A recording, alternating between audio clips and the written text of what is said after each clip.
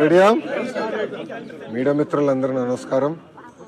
విశ్వవిఖ్యాత నట సార్వభౌమ స్వర్గీయ నందమూరి తారక రామారావు గారి 29వ వర్ధంతి సందర్భంగా పెద్ద ఆయనకి ఘన నివాళి అర్పిస్తున్నాం. ఎన్టీఆర్ అనేది కేవలం 3 అక్షరాలు కాదు, ఒక ప్రభంజనం. అటు సినిమా రంగంలో కానివ్వండి, రాజకీయాల్లో కానివ్వండి ఆయన నంబర్ 1గా నిలిచిన వ్యక్తి. సినిమాలో మనం ఒకసారి చూస్తే, ఆయన చరిత్రగానే ఒకసారి చూస్తే అన్ని రకాల సినిమాలు ఆయన చేశారు, ఒక మార్క్ అనేది నిలబెట్టారు. దాని తర్వాత రాజకీయాల్లోకి వచ్చిన తర్వాత కేవలం 9 నెలల్లో ఒక ప్రభంజనం సృష్టించి తెలుగుదేశం పార్టీని అధికారంలోకి తీసుకొచ్చిన వ్యక్తి అన్నా ఎన్టీఆర్. ముఖ్యమంత్రి అయిన తర్వాత కూడా రిలాక్స్ అవ్వకుండా ₹2 కిలో బియ్యం కానివ్వండి, పటేల్ పట్వారీ వ్యవస్థ రద్దు చేస్తాం కానివ్వండి, మహిళలకి ఆస్తుల్లో సమాన హక్కు కల్పిస్తాం కానివ్వండి, ఇట్లా అనేక సంస్కరణలు తీసుకొచ్చారు అన్నా ఎన్టీఆర్. అన్నా ఎన్టీఆర్ వల్లనే ఈరోజు తెలుగులో తలెత్తుకుని తిరిగే పరిస్థితి వచ్చింది. ఆనాడు భారతదేశంలో తెలుగు అంటే మెద్రాసీలు అనేవారు. కానీ తెలుగు జాతి గర్వించే విధంగా ఆయన మన గలం ఢిల్లీలో వినిపించారు. ఆనాడు ఆయన బర్తరఫ్ చేస్తే కేంద్ర ప్రభుత్వంతో పోరాడి మళ్ళీ పార్టీ అధికారంలో నిలబెట్టుకున్న వ్యక్తి అన్నా ఎన్టీఆర్. ఒక వ్యక్తితో ప్రారంభమైన తెలుగుదేశం పార్టీ ఈరోజు 1 కోటి మందితో సభ్యత్వాలు తీసుకుని నిజంగానే చాలా గర్వకారణం. ఏ ఆశయాలతో అయితే అన్నా ఎన్టీఆర్ తెలుగుదేశం పార్టీని స్థాపించారో మేమందరం కలిసికట్టుగా తెలుగు వాళ్ళు ఎక్కడున్నా వాళ్ళకి అండగా నిలబడడానికి, తెలుగు జాతి ఎక్కడున్నా వాళ్ళ అగ్రస్థానంలో ఉండాలని లక్ష్యంతో మేమందరం అహర్నిశలు పనిచేస్తామని మీకు తెలుపుకుంటూ, ఇప్పుడు మీడియా మిత్రులు కానీ ప్రశ్న ఉంటే దానికి సమాధానం చెప్పడానికి సిద్ధంగా ఉన్నాం. जब तक सूरज चांद रहेगा एनटीआर का नाम रहेगा. इंग्लिश చెప్పాలా? ఓకే. టుడే ఇస్ అన్నా ఎన్టీఆర్స్ 29th వర్ధంతి. It could be movies, it could be in politics. He has left a strong mark for himself.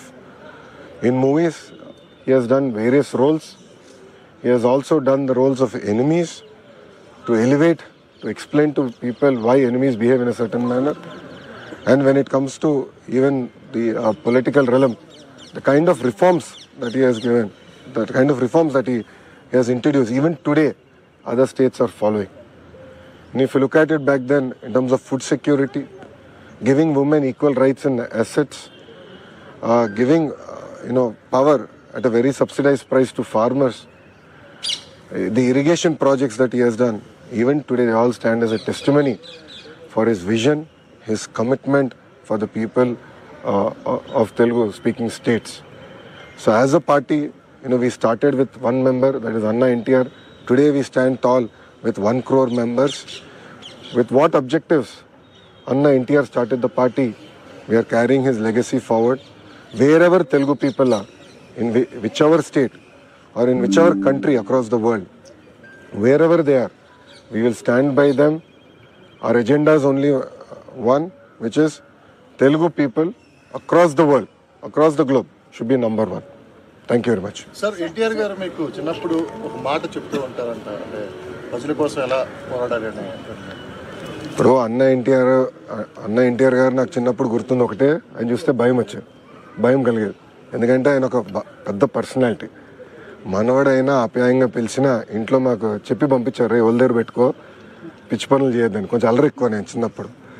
So ఆయన చూసినప్పుడు ఎప్పుడు భయపడుతూ ఉండేవాళ్ళు. కానీ మనవడు కానీ మనవరాలు కానీ అంటే అందరి దగ్గర తీసుకునేవారు, ప్రేమగా చూసేవారు. అప్పుడు మేము అందరం చిన్న వయసు కలిగిన వాళ్ళం.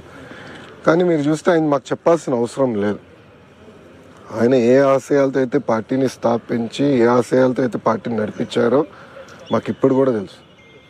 ఇటు తెలంగాణ కానివ్వండి, అటు ఆంధ్రాలో కానివ్వండి, సీనియర్ నాయకులు ఉన్నారు. వాళ్ళందరూ మాకు గుర్తు చేస్తూ ఉంటారు.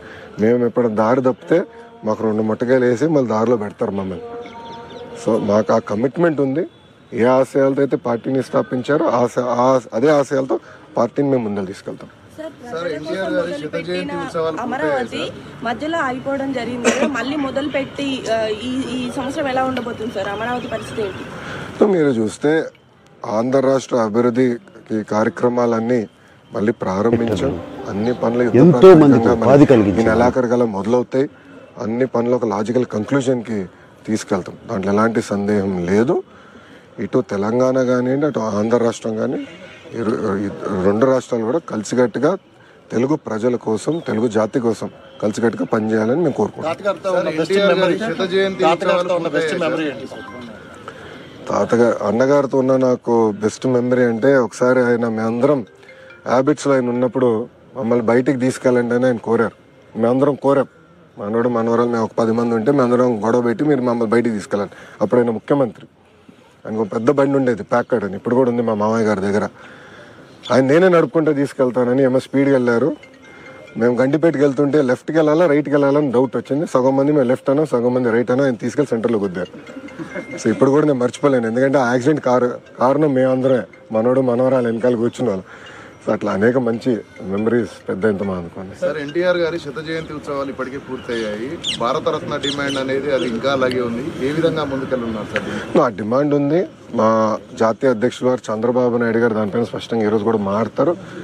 ఆ డిమాండ్ ఉంది. మేము కేంద్ర ప్రభుత్వంతో కూడా మారుతున్నాం. తప్పనిసరిగా అన్న ఎన్టీఆర్కి భారతరత్న ఇస్తారని మేము ఆశిస్తున్నాం. మీరు చూస్తే ఈరోజు తెలుగుదేశం పార్టీ ఎన్డీఏలో చేరిక అన్కండిషనల్. ఎన్నికల ముందలు చేరాం. మేము ఎప్పుడూ కోరేది తెలుగు రాష్ట్ర ప్రజల కోసం, వాళ్ళు ఎదుర్కొన్న సమస్యల పరిష్కారం కోసం మేము అహర్నిశలు పనిచేస్తాం. దాంట్లో భాగంగా విశాఖ ఉక్కుకు వచ్చేగల ఆనాడు ఉమ్మడి రాష్ట్రం ఉన్నప్పుడు విశాఖ ఉక్కు ఆంధ్రుల హక్కు అనే ఉద్యమం జరిగింది.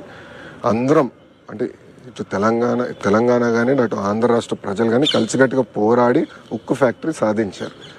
ఆ ఉక్కు ఫ్యాక్టరీ గతంలో వాజ్పేయి గారు ప్రధానమంత్రిగా ఉన్నప్పుడు ఇట్లనే పరిస్థితి వస్తే ఆనాడు బాబు గారు, ఎర్రంనాయుడు గారు సంప్రదింపులు చేసి విశాఖ ఉక్కుని కాపాడుకున్నారు. అదేవిధంగా ఇప్పుడు మళ్ళీ చంద్రబాబు నాయుడు గారు, కేంద్రంలో ఉన్న నరేంద్ర మోడీ గారి నాయకత్వంతో మన నిర్మలా సీతారామన్ గారు, కుమారస్వామి గారు కలిసికట్టుగా కూర్చుని విశాఖ ఉక్కుని కాపాడుకోవాలంటే వాళ్ళు అదనంగా నిధులు ఇస్తున్నారు. రాష్ట్ర ప్రభుత్వం కూడా అంటే పవర్, వాటర్ సబ్సిడీ ఇచ్చి ఉక్కు ఫ్యాక్టరీ, ఎందుకంటే అది స్ట్రాటజిక్ అసెట్, భారతదేశానికే కాపాడుకోవాలి, ప్రైవేటీకరణ జరగకుండా చేయాలి అనే లక్ష్యంతో మేము మాట్లాడుకుని సంప్రదింపులు చేసాం. 7 నెలల్లో సాధించుకున్నాం. సార్, తెలంగాణలో ముఖ్యంగా క్యాడర్లో ఆశలు ఉన్నాయి, ఏం చెప్తారు సార్ తెలంగాణకు సంబంధించి? తెలంగాణకు వచ్చేగల పార్టీలో పునర్నిర్మాణం చేయాల్సిన అవసరం ఉంది. మీరు చూస్తే సభ్యత్వాలు ఇప్పటికీ 1,60,000 మంది సభ్యత్వాలు, క్రియాశీలక సభ్యత్వాలు తీసుకుంటాం జరిగింది. ఇది 2014 తర్వాత నేను సభ్యత్వంలో యాక్టివ్గా ఉన్నా, మీ అందరికి తెలిసిన విషయమే. గతంలో మాకు తెలంగాణలో హైయెస్ట్ మెంబర్షిప్ ఉండేది 4 లక్షలు. ఇది మాకు 23 మంది ఎమ్మెల్యేలు ఉన్నప్పుడు మాకు 4 లక్షల సభ్యత్వం ఉండేది. అలాంటిది ఇప్పుడు ఎమ్మెల్యేలు లేకపోయినా 1,60,000 మంది సభ్యత్వాలు స్వచ్ఛందంగా ప్రజలే వచ్చి తీసుకున్నారంటే ఇంకా తెలుగుదేశం పార్టీ పైన తెలంగాణ ప్రజలకి ప్రేమ ఉంది, ఆశ ఉంది. పార్టీ పునర్నిర్మాణం పైన మేము అందరం చర్చిస్తున్నాం.